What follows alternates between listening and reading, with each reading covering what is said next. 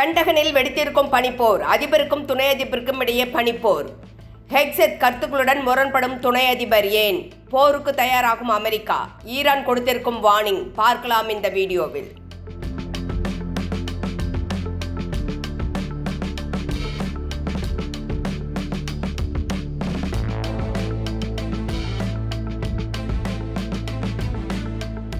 News pulse Tamil அன்பு இதயங்களுக்கு வணக்கம்.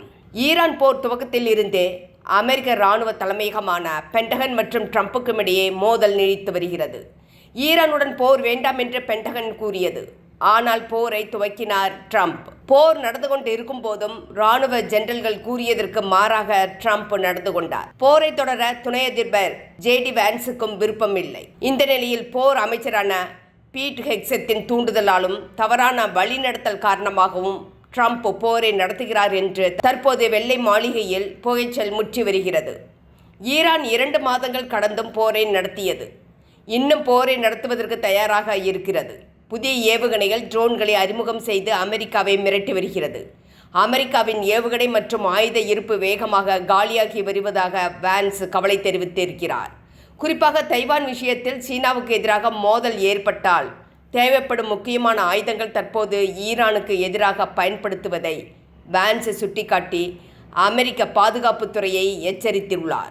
ஆனால் அமெரிக்காவிடம் ஆயுதங்கள் இருப்பு வலுவாக இருப்பதாகவும் ஈரான் படைகளுக்கு பெரும் சேதம் விளைவித்து இருப்பதாகவும் ஹெக்ஸெத் கூறியிருக்கிறார். ட்ரம்ப் கலந்து கொள்ளும் செய்தியாளர்கள் சந்திப்பிலும் இதையே ஹெக்ஸெத் கூறுகிறார்.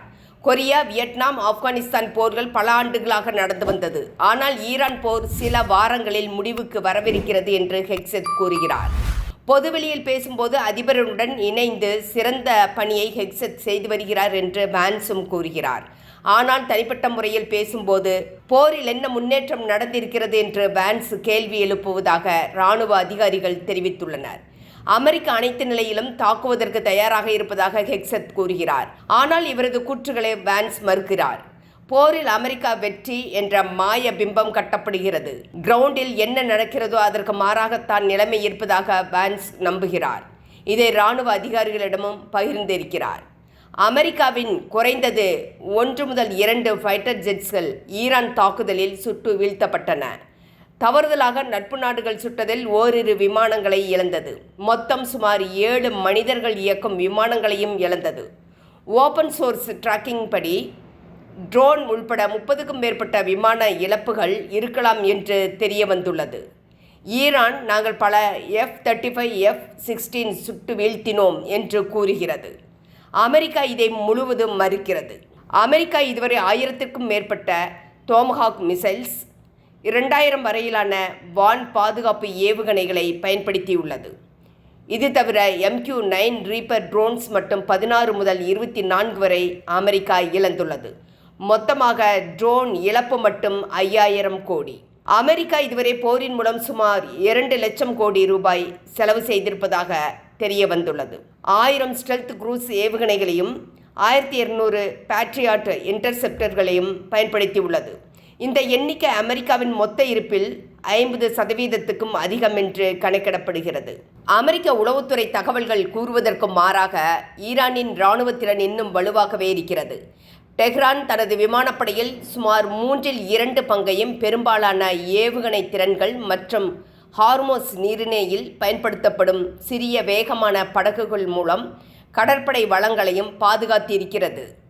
இது ஈரான் இராணுவம் கடுமையாக பலவீனமடைந்து விட்டதாக ட்ரம்பும் ஹெக்ஸெத்தும் கூறுவதிலிருந்து முரண்படுகிறது. ஈரானுடனான தற்போதைய மோதலால் அமெரிக்கா மீண்டும் இழந்த ஆயுதங்களை தயாரிக்க வேண்டுமானால் சுமார் 6 முதல் 10 ஆண்டுகள் வரை பிடிக்கலாம் என்று வான்ஸ் கூறுகிறார். தற்போது சீனாவுக்கும் தைவானுக்கும் இடையே மோதல் ஏற்படும் சூழல் உருவாகி வருகிறது. ஏற்கனவே அமெரிக்கா சிறந்த ஆயுதங்களை இழந்துள்ளது. சீனாவுடன் மோதும் நிலை வந்தால் எப்படி சமாளிக்கும் என்ற கேள்வியும் எழுகிறது. அமெரிக்காவிடம் ஹைப்பர்சோனிக் ஏவுகணைகள் மற்றும் மேம்பட்ட குரூஸ் ஏவுகணைகளுக்கு எதிரான தற்காப்பு அமைப்புகள் இல்லை. ஹைப்பர்சோனிக் ஏவுகணைகள் வானில் பறக்கும் போதே தனது பாதையை மாற்றிக்கொள்ளும். இவற்றை அமெரிக்காவிடம் தற்போது இருக்கும் தாட், பேட்ரியாட் வான் பாதுகாப்பு அமைப்புகளால் தடுக்க முடியாது. விண்வெளியில் மிக உயரத்தில் வரும் கண்டம் விட்டு கண்டம் பாயும் ஏவுகணைகளை மட்டுமே தாட் மற்றும் ஏஜிஸ் அமைப்புகள் தடுத்து அளிக்கும். பாதுகாப்புத் துறையில் அடுத்த கட்டத்திற்கு நகருவதற்கு அதிபர் ட்ரம்ப் சுமார் $180 பில்லியன் மதிப்பிலான கோல்டன் டோம் என்ற புதிய வான் பாதுகாப்பு கவசத்தை கட்டமைக்க திட்டமிட்டுள்ளார்.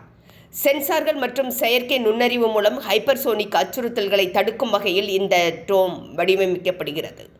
சீனா மற்றும் ரஷ்யாவிடம் தற்போது பயன்பாட்டில் உள்ள ஹைப்பர்சோனிக் ஏவுகணைகளை எதிர்கொள்ளும் அளவுக்கு அமெரிக்காவிடம் வான் பாதுகாப்பு அமைப்பு இல்லை. இதை பென்டகன் எச்சரித்துள்ளது. இப்படி அமெரிக்க இராணுவத்தில் குழப்பங்கள் முற்றி வரும் நிலையில் போர் குறித்து முடிவெடுப்பதற்கான காலக்கெடுவும் விரைவில் முடிவடைகிறது. அமெரிக்க அரசியலமைப்பின்படி ஒரு நாட்டின் மீது போர் தொடுக்க நாடாளுமன்றத்தின் ஒப்புதலை அதிபர் பெற வேண்டும். தற்காலிக அனுமதியின் கீழ் தற்போது போர் நடந்து வருகிறது. இதற்கான கெடு மே 1 முடிவடைகிறது. இந்த நிலையில்தான் ஜேடி வான்ஸ் சந்தேகம் எழுப்புகிறார். இப்படிப்பட்ட நிலையில்தான் மீண்டும் ஈரான் மீது கடுமையான தாக்குதல் நடத்துவேன் என்று ட்ரம்ப் கூறுகிறார். அதற்கான பரிந்துரைகள் குறித்து நான் எனது முந்தைய வீடியோவில் கூறியிருந்தேன். 3 பரிந்துரைகள் ட்ரம்பிடம் சமர்ப்பிக்கப்பட்டுள்ளது. முதலாவது, குறைந்த நேரத்தில் அதிக சக்தி வாய்ந்த தாக்குதலை ஈரானின் முக்கிய கட்டமைப்புகளின் மீது நடத்துவது. ஹார்மோஸ் பகுதியில் ஒரு பகுதியை தங்களது கட்டுப்பாட்டுக்குள் கொண்டு வந்து வர்த்தக கப்பல்களுக்கு வழி ஏற்படுத்துவது. ஆனால் இதற்கு தரைப்படை வேண்டும். அமெரிக்காவிடம் மத்திய கிழக்கு பகுதியில் வலுவான தரைப்படை இல்லை. ஈரானில் இருக்கும் யுரேனியத்தை களவாடி வருவதற்கு சிறப்பு படையை அனுப்புவது என்பதாகும். இதைத்தான் முன்பு அமெரிக்கா முயற்சித்து போர் விமானங்களை இழந்தது. பேச்சுவார்த்தையில் முன்னேற்றம் இருந்தால் தாக்குதலை அமெரிக்கா தவிர்க்கும். ஆனால் இங்கு பேச்சுவார்த்தைக்கு அமெரிக்கா நியமித்திருக்கும் நாட்டை நம்ப முடியாது. ஏனென்றால் அந்த நாடு சீனாவிடம் எப்போதும் நெருக்கமாக இருக்கிறது. சீனா தான் பாகிஸ்தானுக்கு அணு ஆயுத ரகசியத்தை கற்றுக் கொடுத்தது. இன்று வரை பாகிஸ்தானுக்கு தேவையான இராணுவ தளவாடங்களை அளித்து வருகிறது. ஈரானுக்கும் அளித்து வருகிறது சீனா. அமெரிக்காவுக்கும் சீனாவுக்கும் ஆகாது. ஆனால் சீனாவுடன் நெருக்கமாக இருக்கும் பாகிஸ்தானை அமெரிக்கா நம்புகிறது. தற்போது பாகிஸ்தானுக்கும் ஈரானுக்கும் பிரச்சனை இருக்கிறது. சீனாவுக்கு நண்பன் ஈரான். இப்படி இருக்கும்போது எப்படி அமைதி பேச்சுவார்த்தை கைகூடும்? இந்த வீடியோ வெளிவரும் நேரத்தில் அல்லது அதற்கு பின்னர் எப்போது வேண்டுமானாலும் மீண்டும் போர் துவங்கலாம். ஈரான் உடனான அமைதி பேச்சுவார்த்தை தோல்வி என்று இஸ்ரேல் அறிவிக்கும். இதையடுத்து உடனடியாக போர் நிறுத்தம் ரத்து செய்யப்பட்டு போரில் அமெரிக்கா ஈடுபட ட்ரம்ப் உத்தரவு பிறப்பிக்கலாம். அமெரிக்கா ஹார்மோஸ் பகுதியில் தொடர்ந்து தடங்கல்களை ஏற்படுத்தினால் இராணுவ நடவடிக்கை மூலம் நீக்கப்படும் என்று ஈரானும் மிரட்டல் விடுத்து வருகிறது. இது விரைவாக நாளை அல்லது அடுத்த வாரமாக இருக்கலாம் என்று ஈரான் எச்சரித்துள்ளது. அதாவது ஈரானும் போர் நிச்சயம் என்பதை உறுதிப்படுத்துகிறது. வெள்ளை மாளிகையில் கதவுகள் அடைக்கப்பட்ட அறையில் புலனாய்வு அதிகாரிகளுடன் ட்ரம்ப் ஆலோசனை மேற்கொண்டுள்ளார். சென்டிகாம் அதிகாரிகளுடனும் ஆலோசித்துள்ளார். இதுவும் போர் செய்தியை அனுப்புகிறது. நண்பர்களே, உங்களது கருத்துக்களை எங்களுடன் பகிரவும். உங்களது ஆதரவு எங்களுக்கு மிகப்பெரிய ஊக்கமாக இருக்கும். எங்களது யூடியூப் சேனலை சப்ஸ்கிரைப் செய்யவும், லைக் செய்யவும், ஷேர் செய்யவும். நன்றி.